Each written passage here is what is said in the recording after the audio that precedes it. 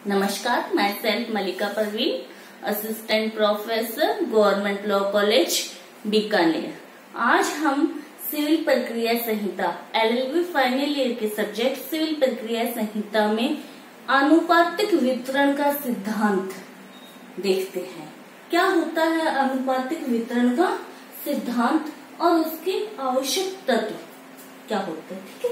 तो कौन से सेक्शन में दिया गया है? सेक्शन 73 में दिया गया है। जैसा कि हेडिंग से ही स्पष्ट होता है कि निष्पादन विक्रय के आगमों का डिग्रीदारों के बीच में आनुपातिक रूप से वितरण किया जाना, यानी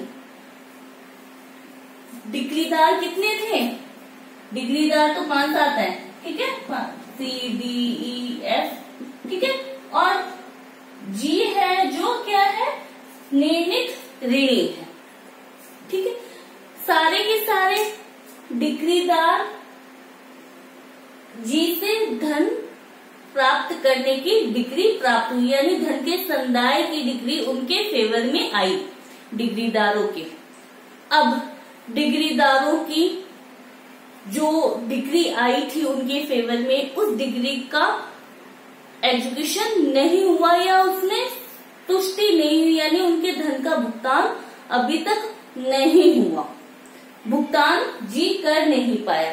तो न्यायालय क्या करता है, जी की जो संपत्ति होती है निर्णित ऋणी की, जी क्या है, निर्णित ऋणी है, निर्णित ऋणी की संपत्ति, मान लो कोई भी संपत्ति है, उसको क्या करता है, विक्रय कर देता है, ठीक है, विक्रय करता है। और विक्रय से जो धन प्राप्त होता है उसको बोलते हैं आगम, असेट, ठीक है।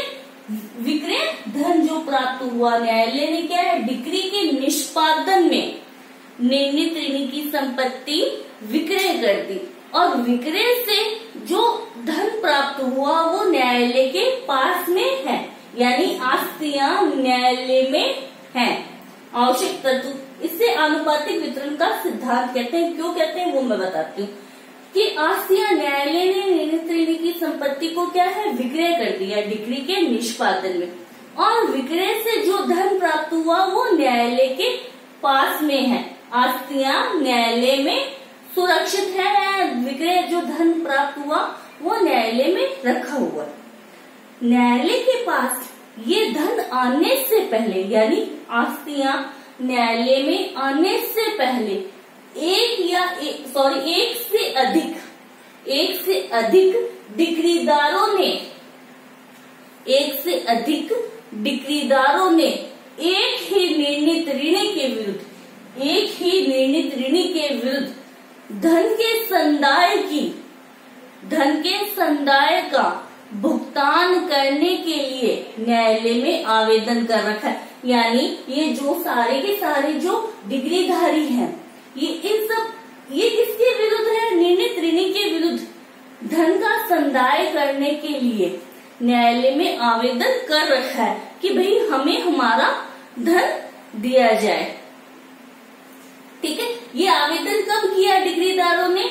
आस्तियां न्यायालय में आने से पहले किया हुआ होना चाहिए, यानी न्यायालय ने जब निर्णित ऋणी की संपत्ति बेची और उससे जो धन प्राप्त हुआ या जो आस्तियां प्राप्त हुई, उससे पहले जो सारे के सारे डिग्रीदार थे उन्होंने न्यायालय में आवेदन कर रखा है एक ही निर्णित ऋणी के विरुद्ध कि भी हमें धन का भुगतान किया जाए, ठीक है। धन का भुगतान किया जाए तो न्यायालय क्या करता है, न्यायालय देखता है कि इन डिग्रीदारों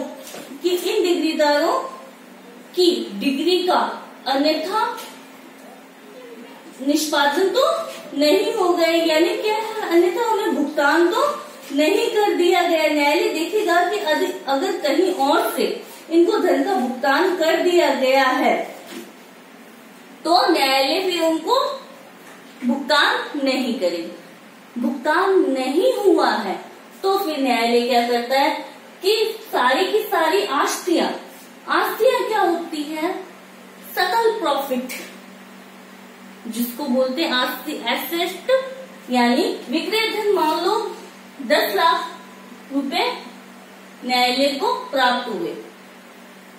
निर्णीत ऋणी की संपत्ति विक्रय की तो विक्रय मूल्य 10 लाख प्राप्त हुआ, लेकिन इस विक्रय मूल्य में से न्यायालय क्या करेगा, पहले विक्रय कराने में, डिक्री के निष्पादन में जो विक्रय किया गया उसमें जो खर्चा लगा है वो खर्चा न्यायालय पहले वसूल करेगा। मान लो 10 लाख में से 50,000 रुपए न्यायालय का खर्चा लग रहा है उस संपत्ति को विक्रय कराने में, तो 9.5 लाख रुपए संपत्ति बची।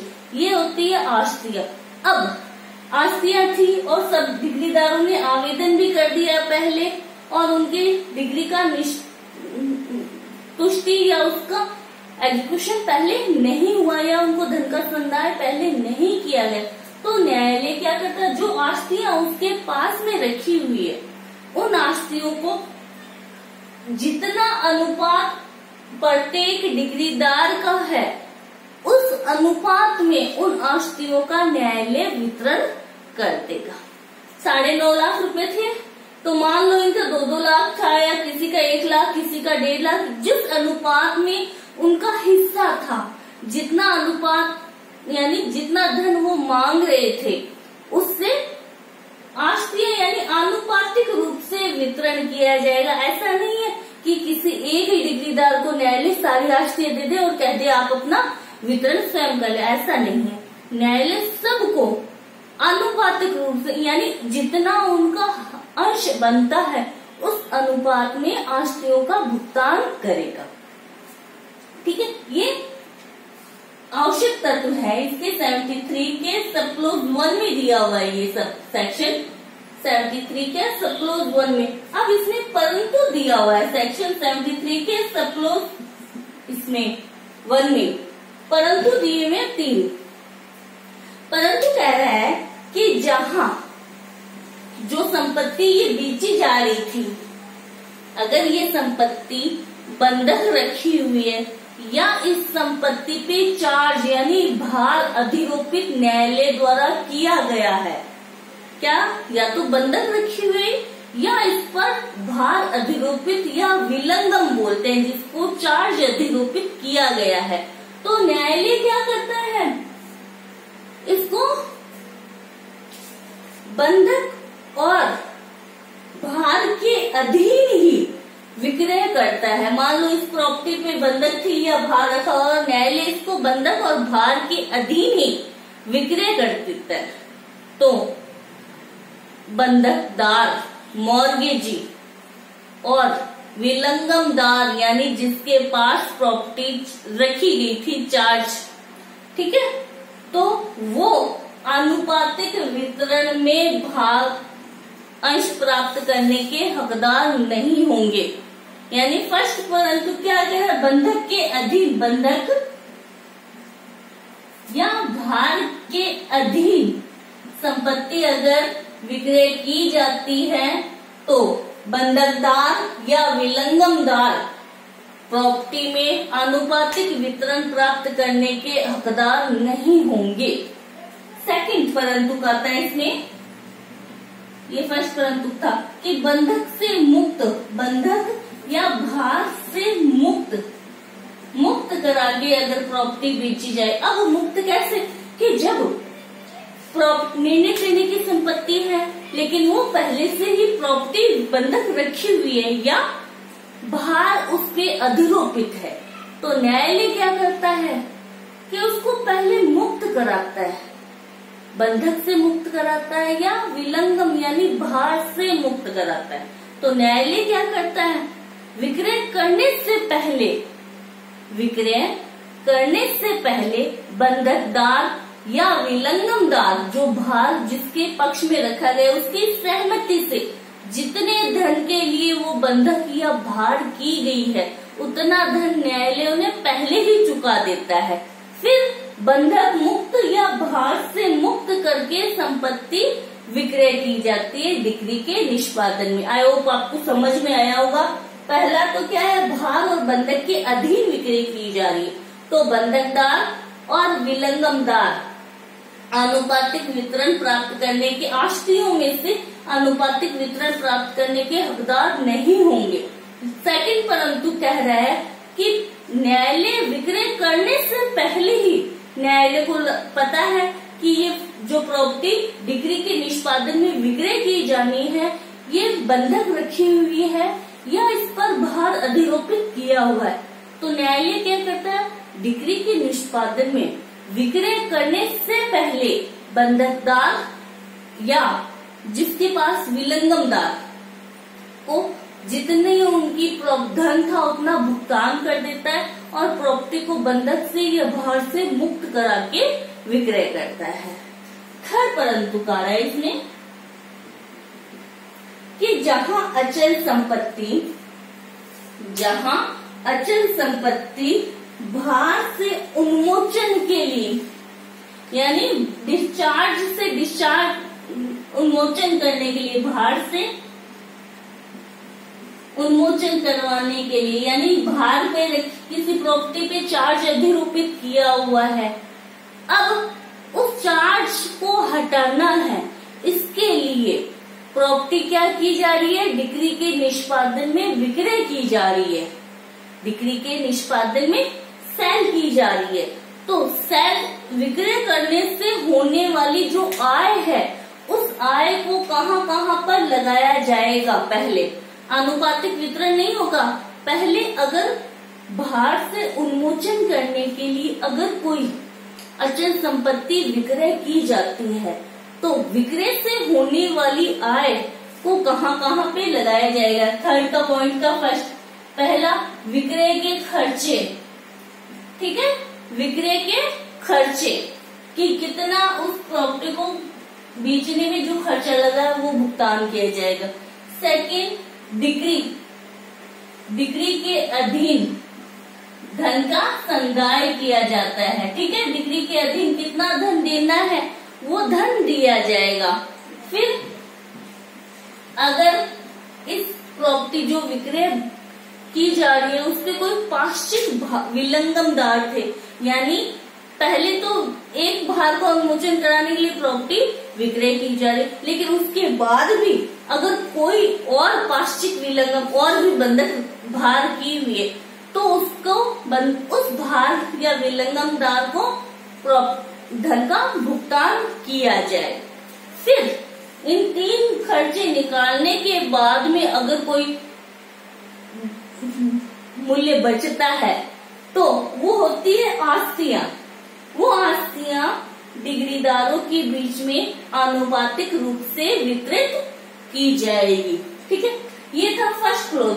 सेकंड क्लोज 73 का ही सेकंड क्लोज ये कह रहा है कि जहां आस्तियां वितरित की जाती है, जहां आस्तियां न्यायालय द्वारा डिग्रीदारों के बीच में आनुपातिक रूप से वितरित की जाती है, तो अगर कोई ऐसा व्यक्ति ऐसा डिग्रीदार है जो उसमें आस्तियां प्राप्त करने के लिए आनुपातिक रूप से प्राप्त करने के लिए हकदार नहीं था और न्यायालय ने गलती से इसको भी आनुपातिक रूप से आस्तियां वितरित कर दी, तो ये जो शेष बचे हैं जो हकदार थे आस्तियां प्राप्त करने के, वो इस व्यक्ति के विरुद्ध यानी जिसने गलत रूप से आस्तियां या आनुपातिक धन राशि प्राप्त कर ली उसके विरुद्ध वाद ला सकते हैं, ठीक है।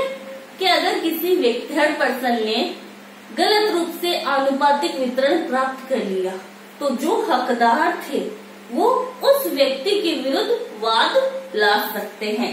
थर्ड क्लोज ये आ रहा है कि आनुपातिक वितरण में अगर कोई वाद सरकार के द्वारा दायर किया जाता है, यानी डिग्रीदार अगर एक सरकार है तो वहां पर धारा 73 प्रभाव नहीं डालेगी।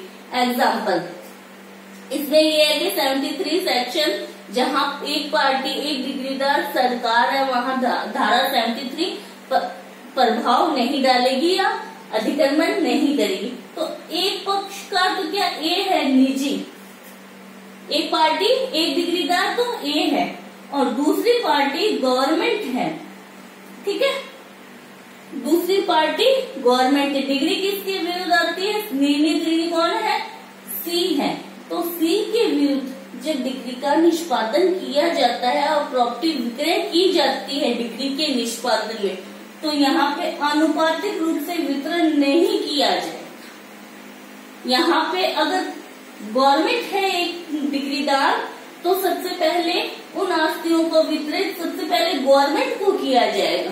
बाकी बचे हुए जो भी है डिग्रीदार, उनका वितरण आनुपातिक रूप से किया जाएगा। यानी कहने का मतलब ये है कि गवर्नमेंट अगर कहीं एक डिग्रीदार है तो वहां पे गवर्नमेंट को प्रायोरिटी दी जाएगी। यानी सरकार के धन भुगतान करना है तो वहां सरकार को प्रायोरिटी दी जाएगी। बाद में अगर कोई आस्तियां बचती है तो फिर वो डिग्रीदारों के बीच में आनुपातिक रूप से वितरित की जाएगी। आई होप आपको समझ में आया होगा। अगर कोई दिक्कत आती है तो प्लीज आप पूछ लीजिए कमेंट करके। Thank you so much.